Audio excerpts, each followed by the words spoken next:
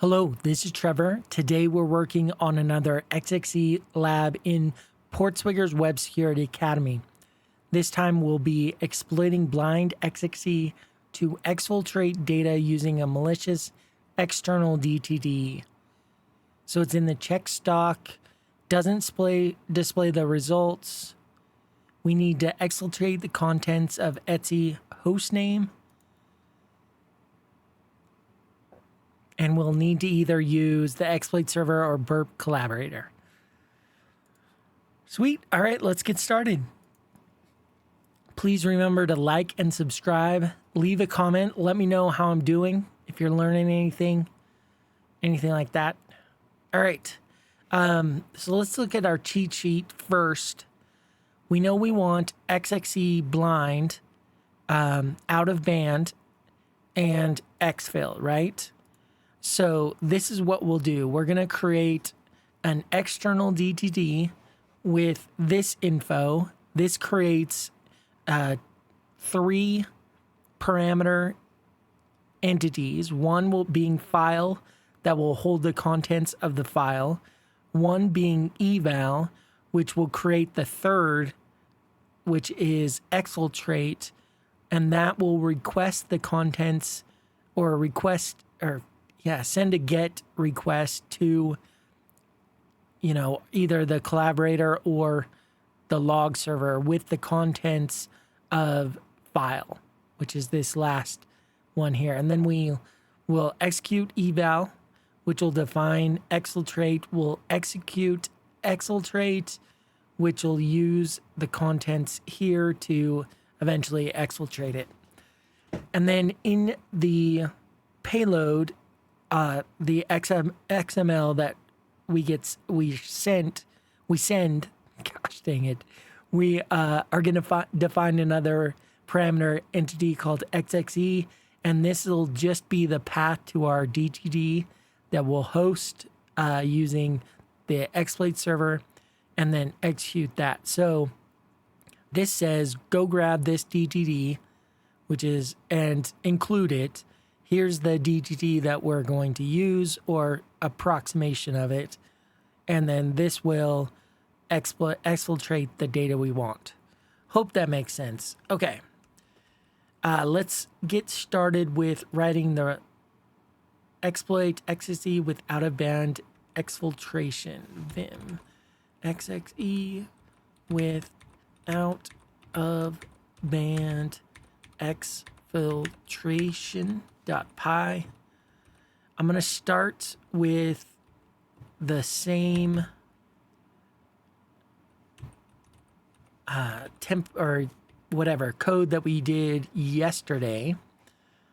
And here I want this to not be the args.collab, right? I want this to be exploit URL / my.dtd.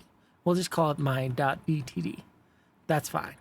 So we need to get that exploit URL equals shop.get exploit URL, which I'm pretty sure is the right thing. This is from, let me close this one. From the site. I'm looking for get exploit URL right there. Perfect.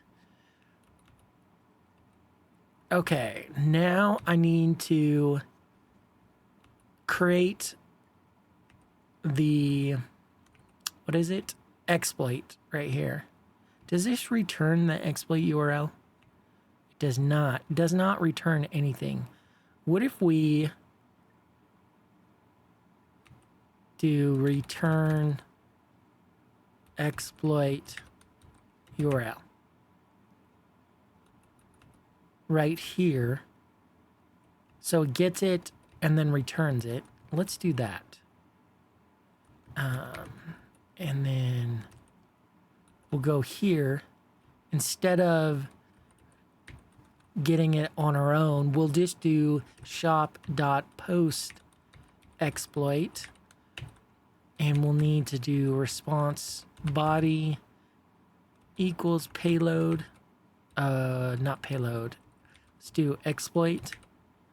And what's the file name one? Shop, nope. Site, I shouldn't have closed it. Response file.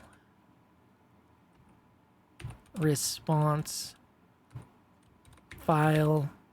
This needs to equal the same as we have here. So let's define this here. DTD file path equals, let's do it as my.dtd. And I'll show you why in just seconds. And so here we'll do DTD file path. And here we're going to change this to my, what is it? DTD file path. So it'll be the exploit server / DTD file path. I think that's right. We'll double check it. And then we'll do exploit equals, triple quote that, boom. Looks all good so far. We want this to be a parameter entity, and then we want to execute it right away. %XXE there. And we don't want it to be a general entity, which is what we had before. Okay. I think the exploit URL, we'll have to check this. Print log.info.exploit URL exploit. I'm adding this so that if this comes through, if exploit comes through with the ending trailing /, I'll need to fix this. And so if I log it, I'll be able to see it right away.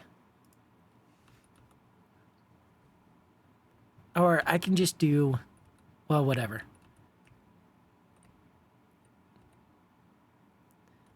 Okay. Let's do this. Sorry. I want to do DTD URL equals exploit URL DTD file path. Okay. So the exact same we have here, I'm going to log it so that it's easy to see if there's any issues. Only thing we have left is to do the exploit. I'm going to copy this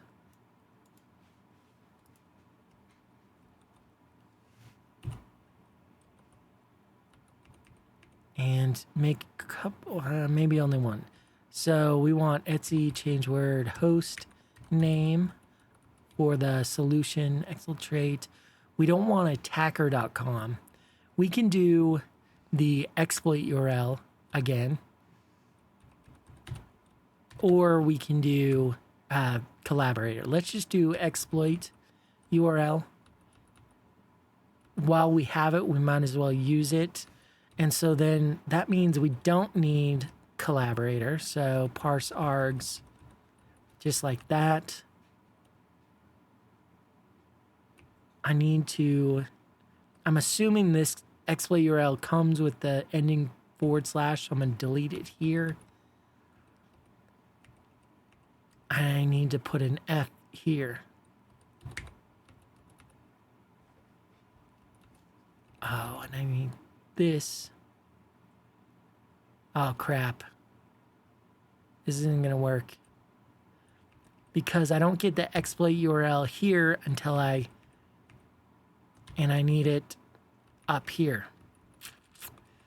Okay, so we're going to do shop.get exploit URL exploit URL equals that. That should be fine. We define it twice. All right. All right, fine. I won't use it there. All right, this looks good to me. Let's run it. Python XXE with out-of-band exfiltration. We need the URL.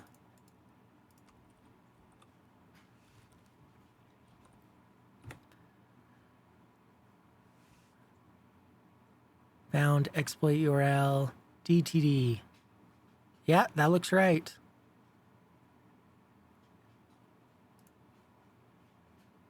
We did not solve it, which is disappointing. Proxy, HTTP history. Let's check. Well, let's check actually the exploit server, and then I want to get the logs.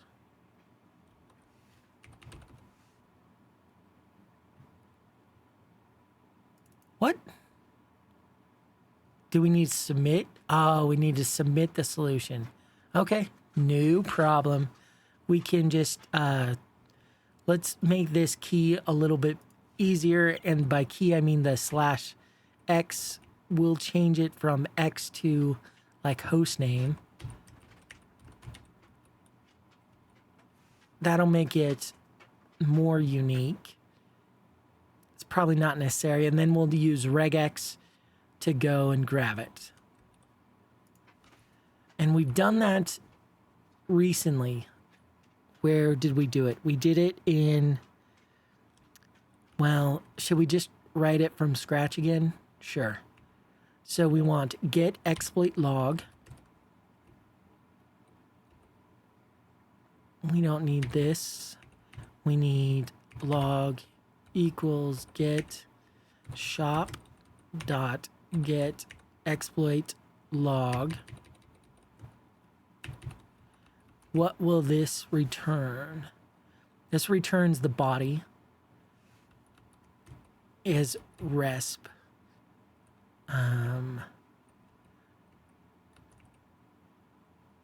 Turns the response dot text.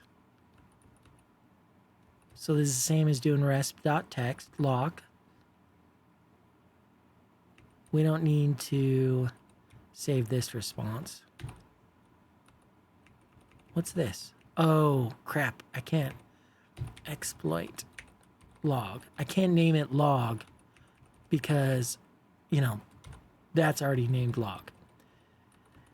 Once we have it, we can do re.pattern equals re.compile r. And then let's look at what we have. We wanted to start off with 10.0. So to start with 10.0. And then dot asterisk question mark. So the backslash escapes the period, which means that it's literal period. The caret means this is the beginning of the line. And then let's do dot asterisk will fill up until, and then we want a / question mark and then host name. /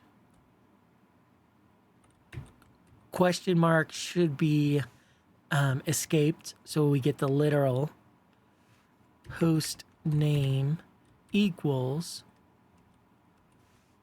and then dot asterisk question mark. We want this to be in a capture group, so I'm going to surround it in parentheses,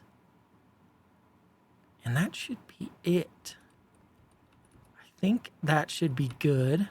Pattern equals m for match equals pattern dot search exploit log print m1. So we just got to import port re. All right, let's check that out. See how we did. So that looks okay to me. Nope, we did not do it. Fine. Well, why did not we do it? 10.0 dot asterisk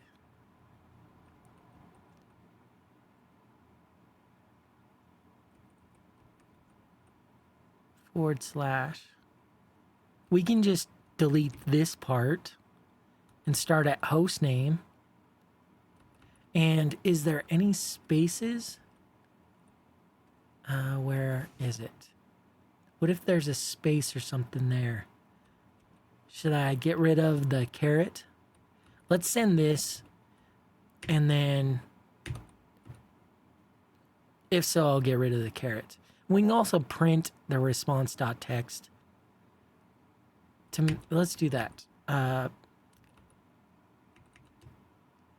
Exploit log. Let's do print exploit log here to make sure it looks like what we're expecting.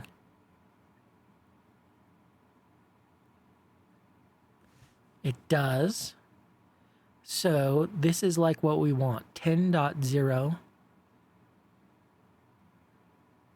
dot asterisk question mark to host name equals capture group. Oh, we need it to end somewhere. So we can do a space.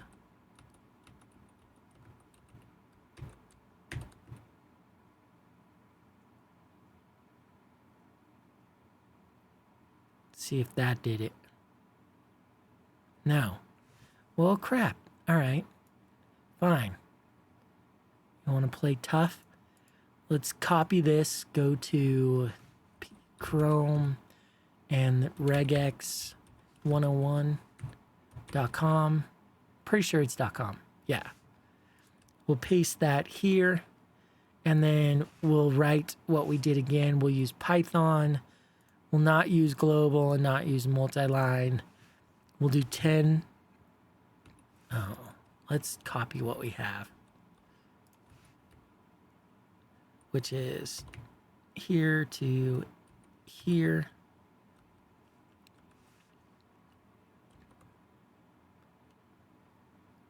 Why not? Asserts starting in the string.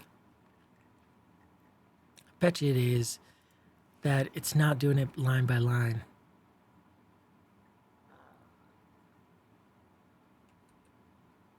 Yeah, that looks like it was right. Because the starting in the string, it's viewing this whole thing as the string. And so it's testing, the caret is saying, 10's got to be the first entry. Otherwise, it doesn't find it. Well, suck. All right.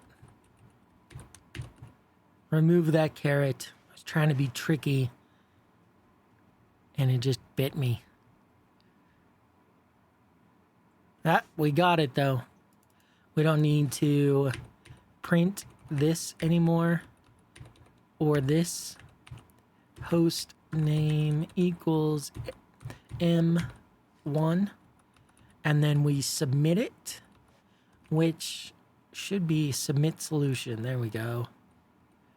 And all we need to provide is the solution. So shop.submit solution host name, and then we check if it's solved. Boom. This should be it.